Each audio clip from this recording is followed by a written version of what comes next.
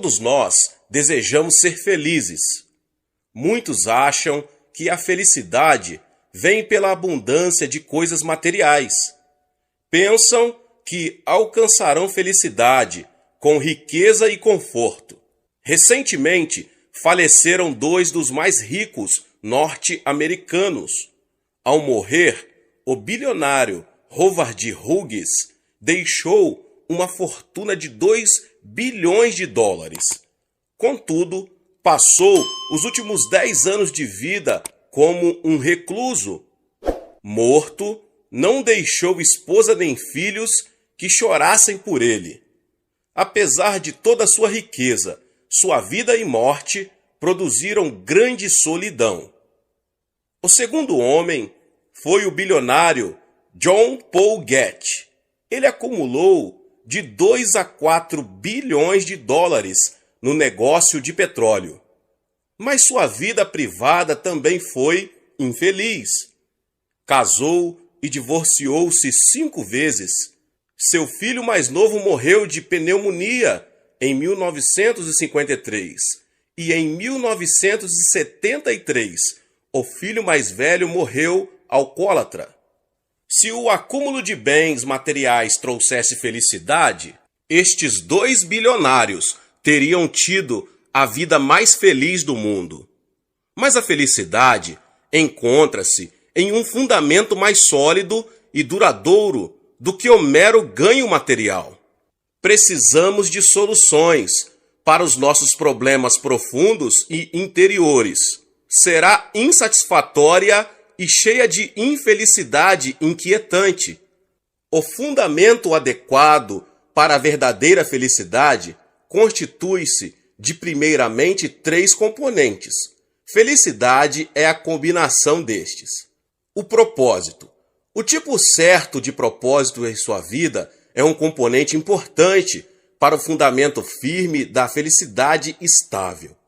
Vida sem direção é vida sem destino. Onde não há verdadeiro propósito, não poderá existir felicidade verdadeira. Mas existe o propósito com permanência, até mesmo no nível físico e material. Devem existir objetivos claros que tragam êxito certo. O desejo de realização, entretanto, tem um fim último, a morte. Ter um propósito temporal na vida, portanto, jamais trará o sentimento permanente de satisfação e de felicidade. Por este motivo, a vida, com frequência, é considerada uma miragem, um engano repleto de desilusão. Muitos são como Colombo, que fixou para si mesmo um destino vago e nunca soube para onde ia. Encontrou, afinal, as Índias Orientais, mas nunca percebeu onde estava. Partiu para casa sem saber que direção tomar. Colombo teve sorte, pois recebeu crédito pelo descobrimento da América. A maioria, contudo, não é tão feliz assim. Em vez de descobrimento, o seu destino é uma ausência de significado, um sentimento inquietante de fracasso. Meus irmãos, já viajei ao redor do mundo mais de 10 vezes e observei as pessoas em cada país por que passei. Se o acúmulo de bens materiais trouxesse felicidade, então os que vivem nas regiões desenvolvidas da Europa e nos Estados Unidos deviam ser os mais felizes. Mas a maioria dos casos, o reverso é verdadeiro, meus irmãos. Os que colocaram a direção de suas vidas no materialismo, o epítome de metas temporais, parecem ser os mais infelizes de todos. O propósito de sua vida deve, em última análise, fundamentar-se na confiança em algo além desta vida, no eterno. Sem isto, até mesmo o propósito mais bem planejado e digno tem falta de permanência. Santo Agostinho certa vez escreveu: Tu nos formaste para ti mesmo, e nossos corações estarão inquietos, até que encontrarem descanso em ti. Compreendido nas palavras de Agostinho, encontra-se o propósito universal do homem, ter Deus no coração e deixar que o Eterno, com amor, guie seus passos. Jesus Cristo, Deus feito carne, desceu dos céus e viveu entre os homens. Ele morreu na cruz para salvar você do vazio que incomoda e da falta de propósito que inquieta. Levantou-se do túmulo e voltou aos céus, a fim de dar-lhe um propósito fundamentado no eterno. Cristo compreendeu seu propósito na terra ao proclamar: sei de onde vim e para onde vou.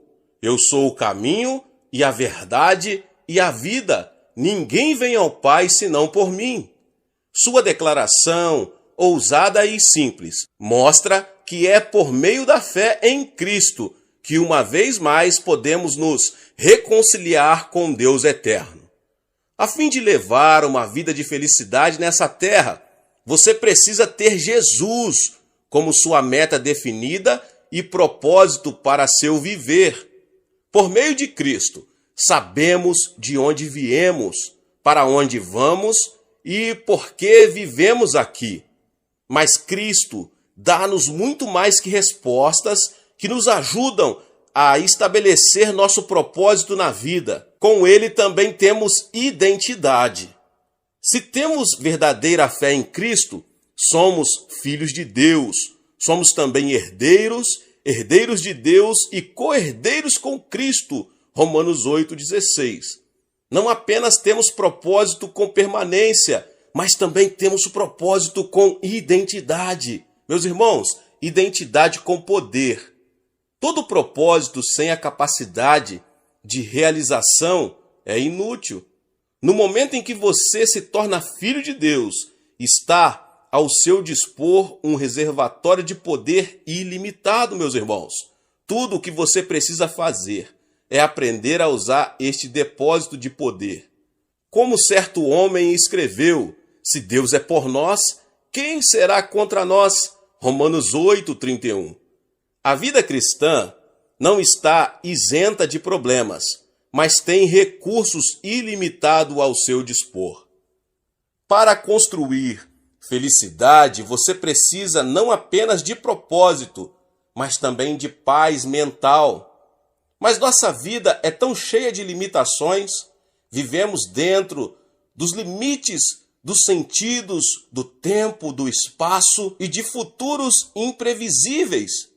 Estas fronteiras, muitas das vezes, dão-nos um sentido inquietante de insatisfação, um desconforto penetrante que chega quase à consciência. Não sabemos o que vai acontecer amanhã, a não ser se dentro dos limites de nossa audição e visão, não sabemos o que está acontecendo em dado momento. Ouve-se uma batida na porta à noite. Ao olhar pela janela, você percebe um estranho de 1,80 m de altura, nervoso e temível. Imediatamente você sente certa inquietação.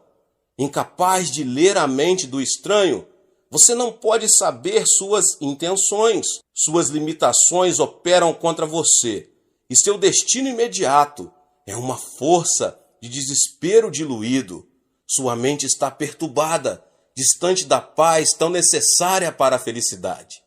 A doença da inquietação, que não se limita a porções de nossa vida sobre as quais temos controle, mutila nossa paz interior.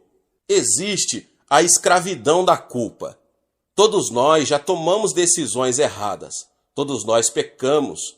Alguns pecados são claros e óbvios, facilmente vistos por todos aqueles que quiser ver. Outros são mantidos em segredo, servindo de arsenal para chantagistas, feridas inflamadas que nem mesmo atos de caridade podem aliviar. Então, conscientes de nossas decisões erradas, de nossas faltas, de nossos pecados, sofremos culpa que nos ata exaurindo-nos a força mental, física e até mesmo espiritual. A escravidão da culpa é como raposinhas que destroem as vinhas da felicidade.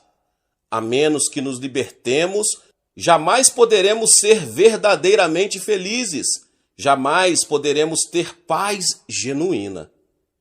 A doença da inquietação também aumenta quando somos incapazes de compreender ou experimentar significado em nossas vidas.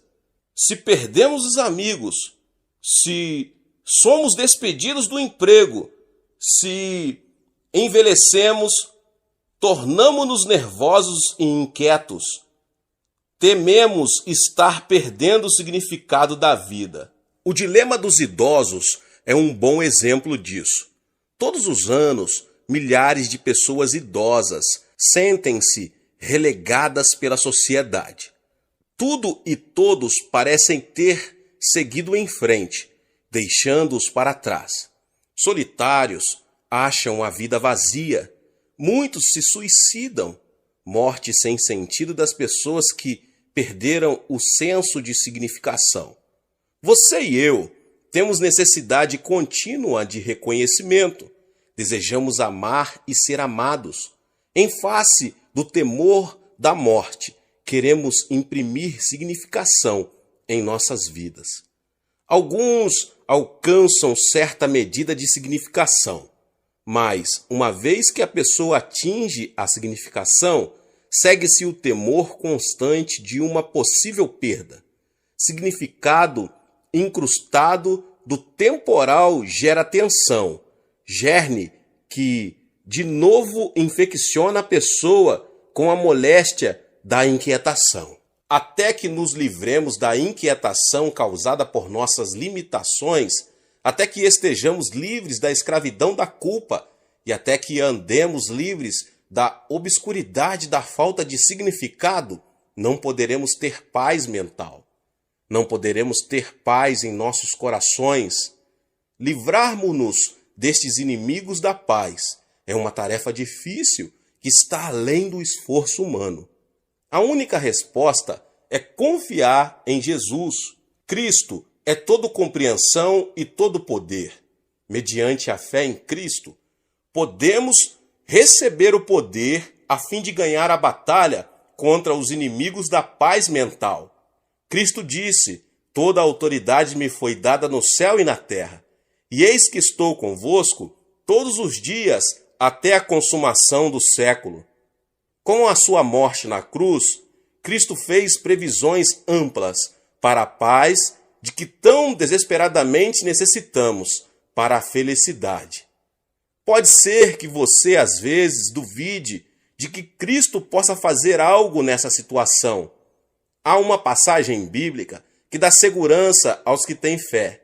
Em todas essas coisas, porém, somos mais que vencedores por meio daquele que nos amou.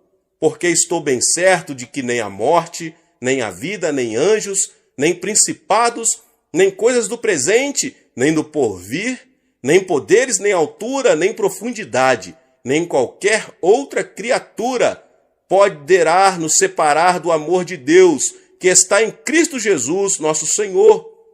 Romanos 8, 37 ao 39.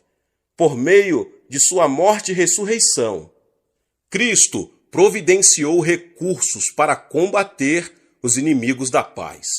A todas as limitações naturais, Cristo responde: tudo é possível ao que crer. À escravidão da culpa, podemos responder: quem intentará acusação contra os eleitos de Deus? É Deus quem justifica. À escuridão da falta de significado, podemos proclamar o resplendor de Cristo. Ele é a essência e propósito da paz verdadeira, que dão significado completo e permanente às nossas vidas.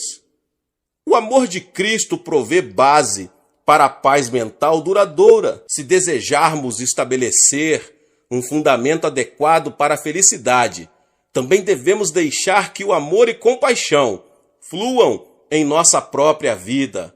Nossa sociedade industrializada e sem amor, sem o toque de compaixão sincera, tem causado muitos problemas. A unidade familiar já não recebe tanto apreço. As pessoas já não têm raízes, vão de cidade em cidade, deixando para trás relacionamentos estáveis. A desintegração do equilíbrio tem como resultado a perda de restrição. O homem e a mulher modernos flutuam e logo serão presas de atrações ilusórias e vazias. As pessoas já não são tratadas como os indivíduos, são elogiadas por suas habilidades e valor monetário. Apanhadas na roda-vida da vida diária, elas sofrem a perda da identidade. Algumas tornam-se antissociais, rebelam-se contra a sociedade, procurando identidade no crime e na perversão. O câncer da insatisfação continua a espalhar-se, expressando-se em atos frequentes de violência. Já não vivemos um relacionamento tipo eu e tu, mas eu e isso. Esta confusão de valores tem impedido que as pessoas compreendam a importância que o amor e a compaixão têm em relação à felicidade. Há uma história que vividamente exemplifica este ponto. Era uma vez um sábio que vivia em um pequeno vilarejo. Todas as pessoas locais tinham grande respeito por esse homem. Sempre que tinham algum problema, iam pedir-lhe conselhos. No decurso de uma de suas palestras, o velho sábio prometeu às pessoas do vilarejo que lhes mostraria o caminho para a felicidade. Então pediu-lhes que lhe mandassem um representante, alguém que achassem ser a pessoa mais feliz da aldeia. O povo reuniu-se para debater o assunto e a conclusão foi que a pessoa mais bonita certamente seria mais feliz. Escolheram, por unanimidade, uma linda jovem senhora e enviaram-na como seu representante. Ao ver a linda mulher, o sábio voltou as costas, não proferiu palavra. Seu silêncio foi uma negação clara. O povo reuniu-se outra vez. Desta vez, concluíram que a pessoa mais rica deveria ser a mais feliz. Escolheram o homem mais rico e enviaram-no ao sábio. Ao ver a segunda escolha, o sábio ficou totalmente desanimado. Começou a andar em direção a um campo e várias pessoas o seguiram. De súbito, ele parou. Ao lado da estrada, um menino chorava, segurando nas mãos um pardal que morria. — Por que choras? Perguntou o sábio. Entre soluços e lágrimas, o garoto respondeu: Eu estava andando por este campo. Enquanto andava, vi este pardal. Está tão mal.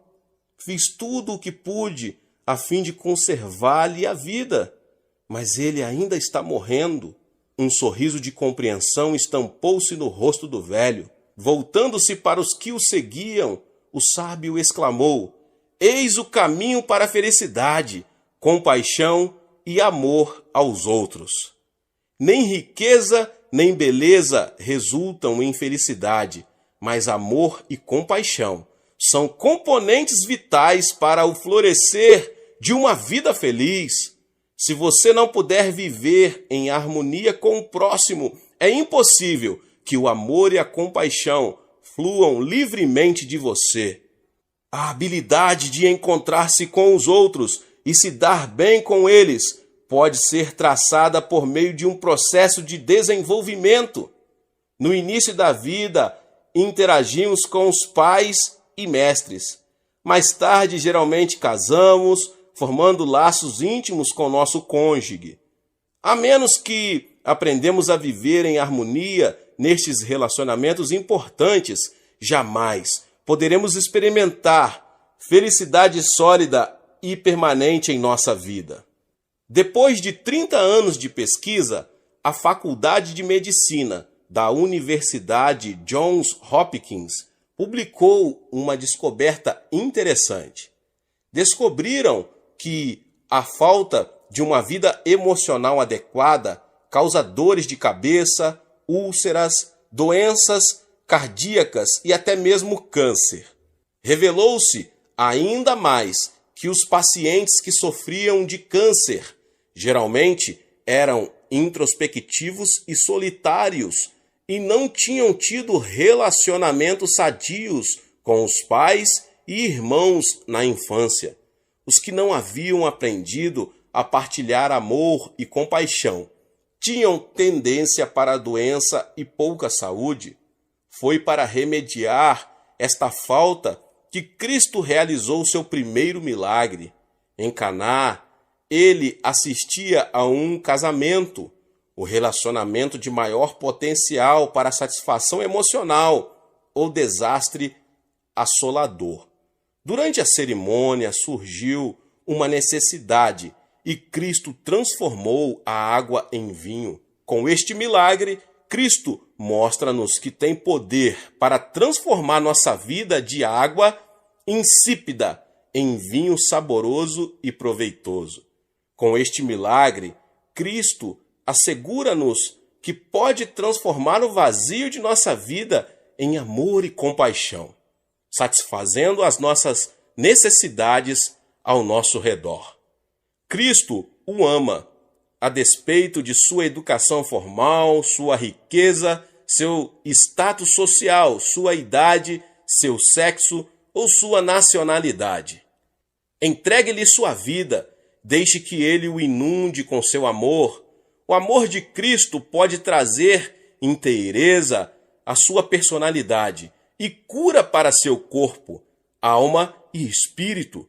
Peça que Cristo venha e mude sua vida. Peça que ele lhe dê mais paciência e compreensão para com sua família, amigos e vizinhos. Peça-lhe que o ajude a perdoar e cure seus relacionamentos que precisam de transformação. E no instante em que você receber o amor de Cristo, comece a dar o amor de Deus aos outros. Você ficará surpreso com a alegria que isto lhe trará. A fim de encontrar a verdadeira felicidade, estabeleça um propósito com permanência, identidade e poder. Por meio da fé em Cristo, você pode ser liberto da escravidão da culpa, da escuridão da falta de significado e liberto para a paz mental necessária, a felicidade genuína. Quando o componente final de amor e compaixão for instilado em sua vida e atitudes, você se encontrará enriquecido com uma das maiores bênçãos de Deus, a felicidade verdadeira e duradoura, para a glória e honra do nome do Senhor Jesus. Glória a Deus. Deus abençoe a sua vida, você que ouviu essa palavra e talvez você chegou aqui pela primeira vez. Não esqueça de se inscrever aqui no canal e ativar o sininho das notificações, para você ficar por dentro de tudo que são postado aqui neste canal abençoado. Deixe também seu like e não esqueça, meus irmãos e irmãs, de compartilhar este vídeo com os seus contatos. Deus abençoe e nos vemos nos próximos vídeos. Amém. A história que eu começo com vocês hoje é de uma mulher de pouco mais de 20 anos de idade, que trabalhava num escritório. Proveniente de uma família de classe alta, era educada, calma, boa, e como se isso não bastasse, sua aparência era bastante atraente. Mas a partir de certo momento em sua vida, por motivo que ninguém imaginava, seu semblante mudou. Passou a falar menos, não se encontrava mais com os amigos e permanecia trancada em casa, mostrando-se sempre preocupada. Diante da mudança tão súbita, seus colegas começaram a ficar apreensivos. Passado aproximadamente um mês, ela voltou de longas férias com um sorriso, parecendo outra pessoa. Embora seu aspecto físico não tivesse mudado muito, sua atitude era diferente. Já não mostrava um semblante de preocupação. Havia se transformado numa pessoa alegre, segura de si e muito sociável entre seus colegas. As pessoas queriam saber o motivo da mudança. mas ela se manteve calada. Alguém de sua confiança, que sempre a apoiava em tudo, contou que certo dia ela lhe confessara a razão de ter mudado. Seu problema era um complexo de inferioridade por causa de seu nariz, a ponto de ela se sentar diante do espelho e se maldizer, pois aquilo a enchia de indignação. Na intenção de esconder seu complexo de inferioridade, ela se mostrava uma pessoa segura de si diante dos outros. Mas todo o seu esforço era inútil, porque sua consciência sabia que aquela aparência era um disfarce. Essa hipocrisia também não durou muito tempo. Sua autoimagem distorcida predominava em sua mente e em seu espírito. Chegou a pensar que as pessoas só olhavam para o seu nariz e que esse era o motivo de não ter um noivo. Enfim, isso provocou a falta de alegria em seu rosto e a falta de autoconfiança fez que ela se isolasse das pessoas. Até o dia em que ela decidiu tirar umas longas férias com o objetivo de resolver o problema. O recurso para curar a enfermidade de seu coração consistia em uma cirurgia estética. Foi a um hospital e submeteu-se a uma cirurgia no nariz. Finalmente, conseguiu seu objetivo. Pensando que seu nariz havia ficado bonito, sua autoimagem deu uma volta de 180 graus. A partir daí, começou a acreditar que conseguira a aparência física sonhada. A ironia, porém, é que a pessoa a quem contara seu segredo não percebeu que ela fizera cirurgia no nariz. A autoimagem daquela mulher podia fazê-la rir ou chorar. Tal como a protagonista dessa história, todos são influenciados em seu modo de pensar e agir pela autoimagem que trazem no coração. A certa altura da história humana, algumas pessoas pretendem compreender a existência do homem, excluindo dessa compreensão o conceito de Deus. Refiro-me aos filósofos existencialistas. A compreensão que tinham do homem era de um ser que não podia sair do abismo da culpa, da condenação e do desespero. De acordo com o filósofo dinamarquês Kierkegaard, a pior enfermidade causadora da morte do homem não é o câncer, mas a perda da identidade, isto é, o desespero de haver perdido a si mesmo. Karl Jaspers afirmou que para o homem existem situações extremas como a morte, a ansiedade, a luta, a culpa e etc. E sua existência consiste em admitir a frustração de tais situações externas. Albert Camus, autor do livro O Estrangeiro, afirmou: para poder viver uma vida absurda, é preciso conhecer a falta de sentido dela. Enfim, o tipo de homem descoberto pelos filósofos existencialistas é um ser que precisa de esperança e vive sem nenhum sentido. Além disso, tem dentro de si uma bomba relógio, que é a morte, e é incapaz de solucionar esse problema. Definitivamente, o homem sem Deus é um homem sem nenhuma esperança. Como o homem é um ser sem esperança, deve haver alguém que venha resgatá-lo.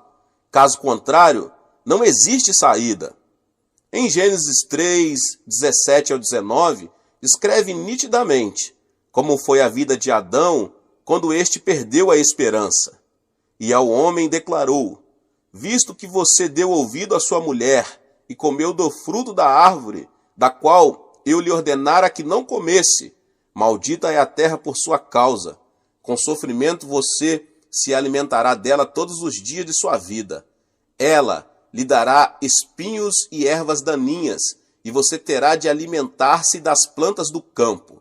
Com o suor do seu rosto você comerá o seu pão, até que volte à terra, visto que dela foi tirado, porque você é pó, e ao pó voltará.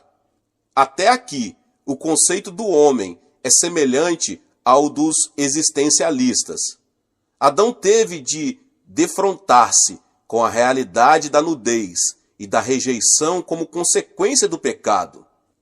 O que descobriu de si mesmo foi que estava separado da glória de Deus e sentiu-se vergonha por sua nudez, motivo pelo qual escondeu atrás de uma árvore.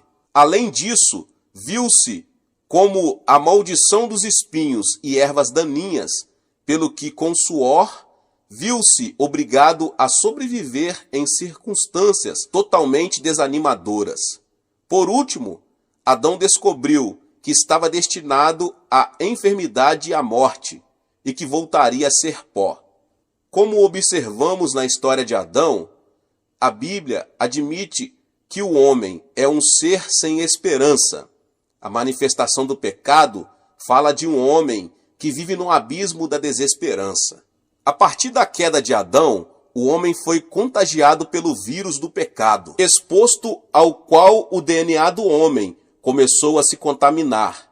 Como consequência disso, ainda hoje pensamos: sou pecador, não me posso livrar do pecado, e minha identidade espiritual é ser escravo do pecado. Isto é, temos uma autoimagem incorreta. Qualquer um que tenha uma autoimagem correta nunca poderá ser livre do pecado. A pior enfermidade mortal que pode ser concebida pelo homem contaminado pelo pecado é a distorção da autoimagem. Essa enfermidade pode ser observada em 4 casos. O primeiro caso é na dependência. Isto é, quando as pessoas amarram a autoimagem com a corda dos maus costumes, são presas dos desejos carnais, do álcool e dos jogos.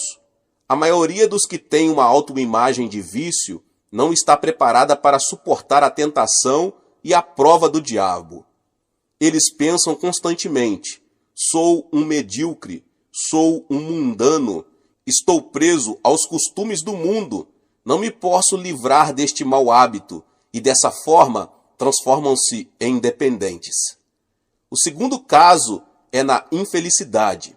São aquelas pessoas que pensam não merecer o amor dos familiares e dos amigos e, consequentemente, passam a se alienar. Por exemplo, as crianças de rua, em sua maioria, provêm de famílias desestruturadas. A semente da infelicidade é semeada quando os pais se divorciam ou um deles morre prematuramente. Elas não conseguem se libertar da autoimagem que diz: você não merece ser amado, você é inútil. Assim, irrigam a semente da infelicidade e, em geral, terminam destruindo a própria vida. Essas pessoas são negativas e vivem presas ao ódio e à ira. O segundo caso é a debilidade. As pessoas que têm alguma debilidade física tendem a viver sob a ansiedade e a preocupação com a doença. Pensam que não pode ter uma vida saudável pelo fato de serem fisicamente frágeis. Elas pensam: eu já nasci frágil, por isso a enfermidade voltará a qualquer momento. Assim, por causa da autoimagem doentia, perdem a defesa mental e, quando fustigados por alguma doença, perdem imediatamente o ânimo. Essa categoria de pessoas nunca poderá ficar livre da enfermidade. O quarto caso é no fracasso.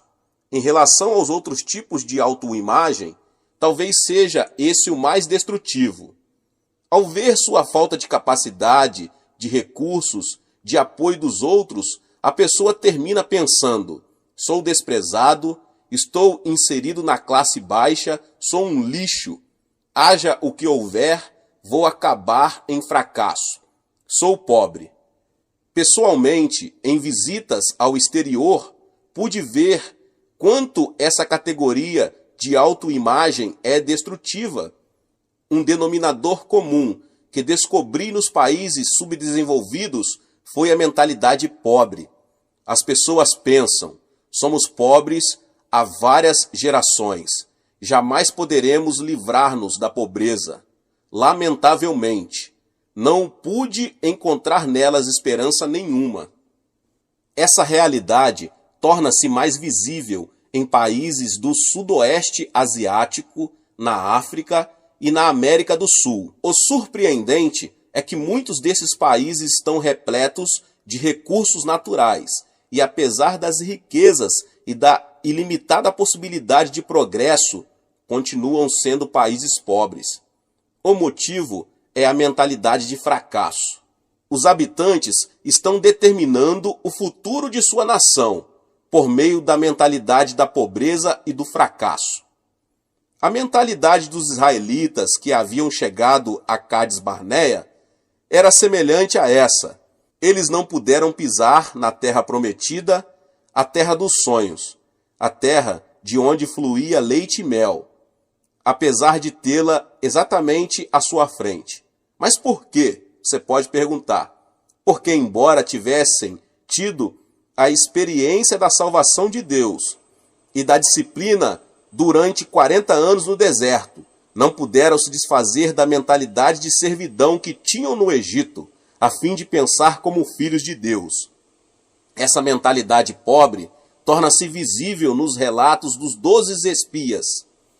A Bíblia esclarece que, após haver observado a terra durante 40 dias, o relato por eles apresentado foi negativo. E espalharam entre eles os israelitas um relatório negativo acerca da terra. Disseram: a terra para a qual fomos em missão de reconhecimento devora os que nela vivem. Todos os que vimos são de grande estatura. Vimos também os gigantes, os descendentes de Enaque, diante de quem parecíamos garfanhotos, a nós e a eles. Números 13, 32 e 33. A mentalidade de servidão os fez considerar-se pequenos e insignificantes e não permitiu que vissem a vontade e o plano de Deus. Foi por isso que não vacilaram em afirmar: diante deles parecíamos gafanhotos. O importante é que a terra de Canaã é um território onde se pode entrar com complexo de gafanhoto, ou seja, aquele que não tem a capacidade de pensar como filho de Deus, muito menos lhe será outorgada nenhuma oportunidade. A única forma de mudar a autoimagem é voltar-se para Jesus Cristo. Em 2 Coríntios, o texto que li no início, Paulo, ele adverte: portanto, se alguém está em Cristo, é nova criação. As coisas antigas já passaram, eis que surgiram coisas novas. É em Jesus Cristo que se pode encontrar uma nova autoimagem, que consiste em crer, apesar de ser pecador, e por sua injustiça merecer a rejeição. Seus pecados foram perdoados pelo sangue de Jesus, e agora esse homem é uma pessoa justa, porque recebeu o perdão de seus pecados. Há alguns anos foram a leilão em Nova York os pertences de Jacqueline Onassis, esposa do ex-presidente Kennedy. Na oportunidade, o anel de noivado, avaliado em $500 mil, foi vendido por $2.590.000. Os textos do discurso de posse do ex-presidente também foram vendidos por $134 mil. Faz pouco tempo, vendeu-se um desenho a qual Picasso havia dedicado apenas 5 minutos, pelo valor de uma casa. Longfellow, famoso poeta americano, escreveu uma poesia em uma folha de papel de má qualidade, mas que foi vendida por $6 mil, ainda quando o artista era vivo.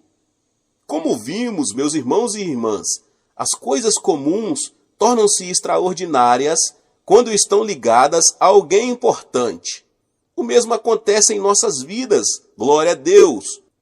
Podemos pensar que somos menosprezados e rejeitados no mundo, mas temos de olhar para nós pela perspectiva daquele que transformou a nossa vida.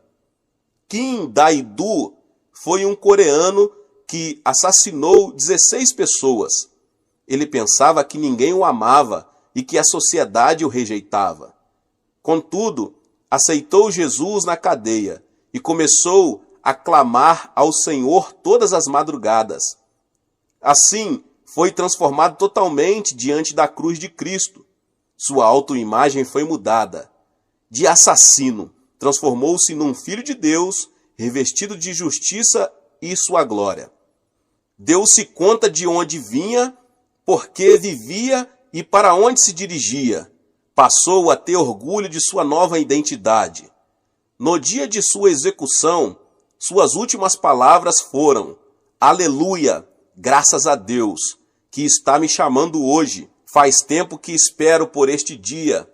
Estou muito feliz por esta gloriosa morte, que me permite ser aceito pelo Senhor. Dou-te graças, Pai, por haveres perdoado pelo sangue de Jesus Cristo, alguém que merecia ir para o inferno, e por me aceitares em teus braços. E ele foi executado. Que transformação tão radical! Esse criminoso que havia amaldiçoado a sociedade, a si mesmo e as pessoas, foi transformado completamente por causa de Cristo e se converteu em uma nova criatura.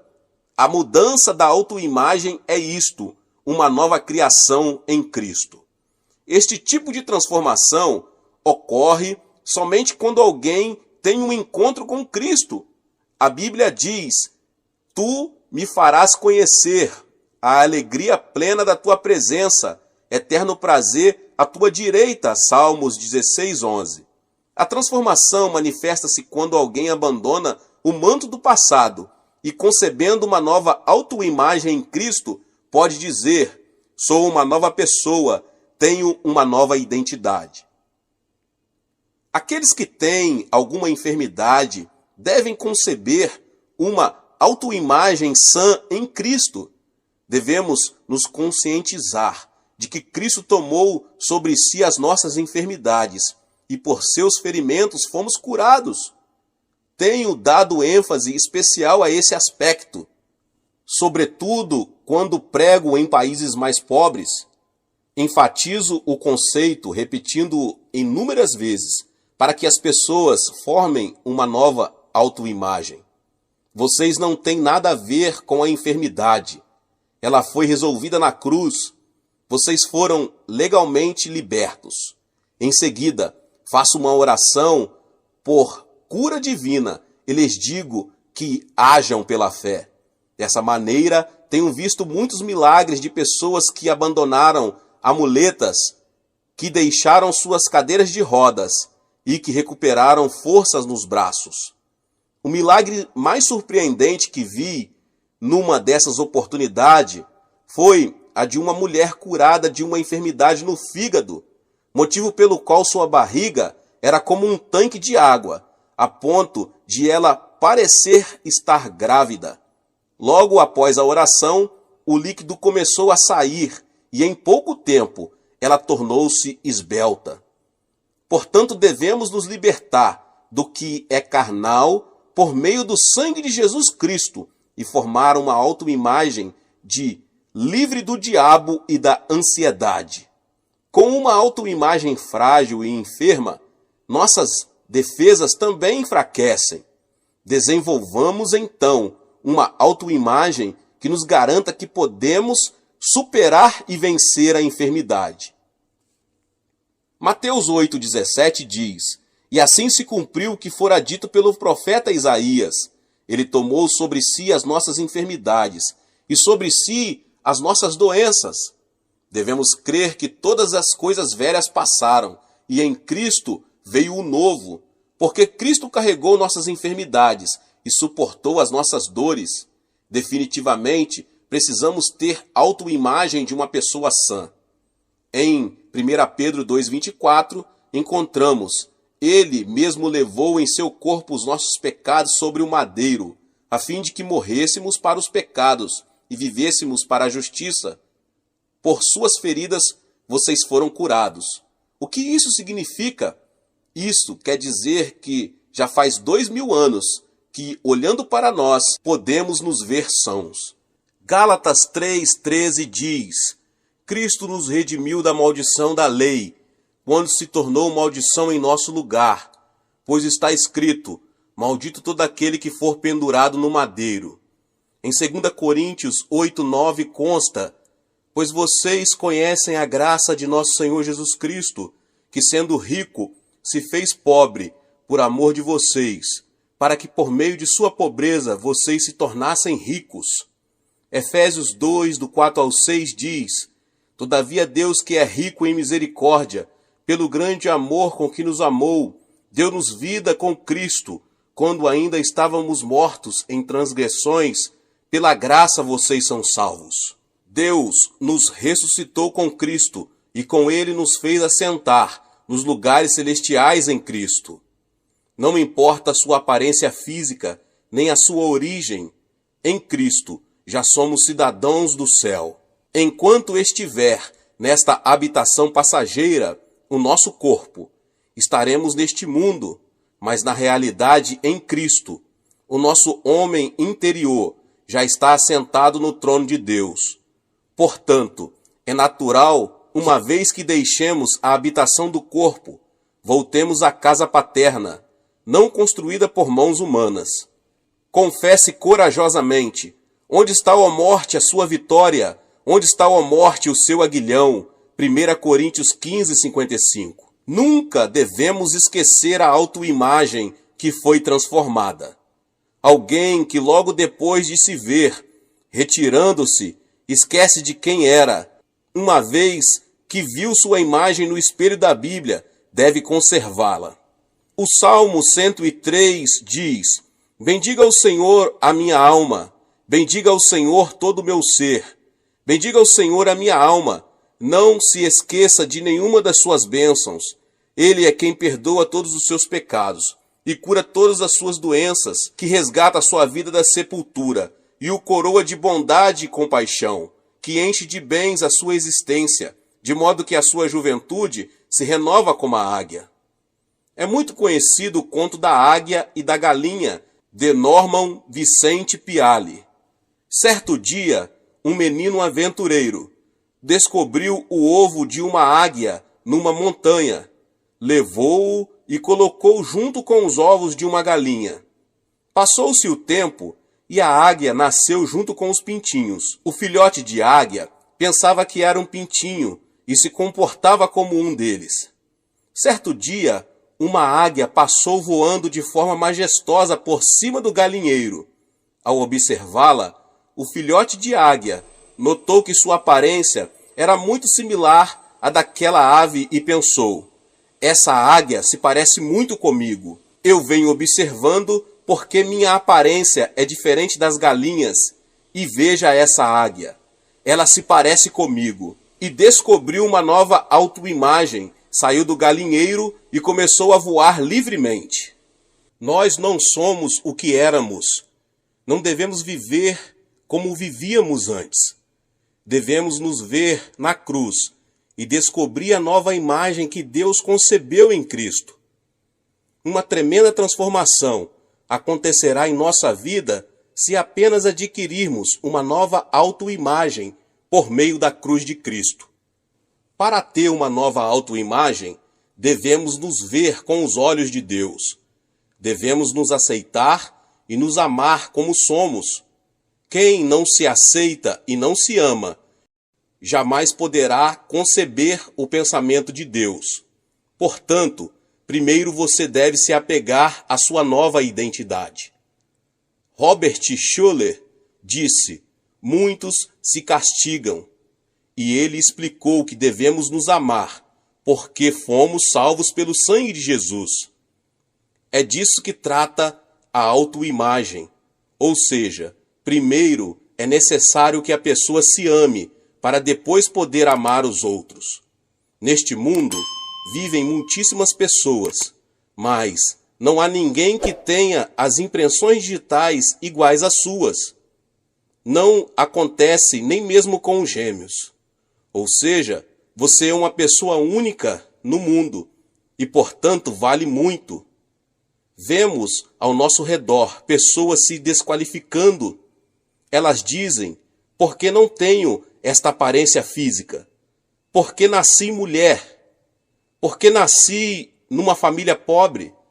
Porque não cursei uma faculdade? Ou seja, elas rejeitam a si mesmas e vivem uma vida toda querendo ser outra pessoa. Todos nós temos uma missão. A razão pela qual nascemos é Deus ter algo para fazer por meio de nossa vida. Nem todas as flores são rosas. As magnólias também são flores. Isso significa que não são apenas as rosas que têm uma função. As magnólias também têm uma missão a cumprir. Portanto, devemos saber que a missão e o privilégio que Deus nos deu é viver felizes diante do Senhor. Devemos amar a nós mesmos. Cada pessoa tem uma autoimagem impressa em seu coração e pensa, sente, fala e age de acordo com essa autoimagem. Se esta é negativa, complexa e fracassada, sua vida também se desenvolverá dessa forma. Ao contrário, se ela a tem positiva e promissora, assim também será a sua vida. É preciso saber que o êxito e o fracasso estão na autoimagem interior, não na aparência exterior. Portanto, devemos nos aproximar da cruz de Cristo para conseguir essa autoimagem que foi comprada e desenhada com sangue. Temos de ver a cruz, abraçar a cruz e aceitar a nova imagem que Deus nos dá. Quando a nossa maneira de ver a nós mesmos se alinhar com a perspectiva de Deus, podemos nos ver com o amor de Deus. Podemos descobrir a felicidade que tanto desejamos se apenas tomarmos para nós a perspectiva de Deus, que nos vê e nos aceita como somos. Deus abençoe a cada um que ouviu essa palavra. Se você ainda não é inscrito aqui no canal, se inscreva no canal e ative o sininho das notificações para você não perder todos os vídeos que são postados aqui todos os dias. Deixe também o seu like e não se esqueça de compartilhar essa palavra com as pessoas que você mais ama. Deus te abençoe e nos vemos nos próximos vídeos. Amém.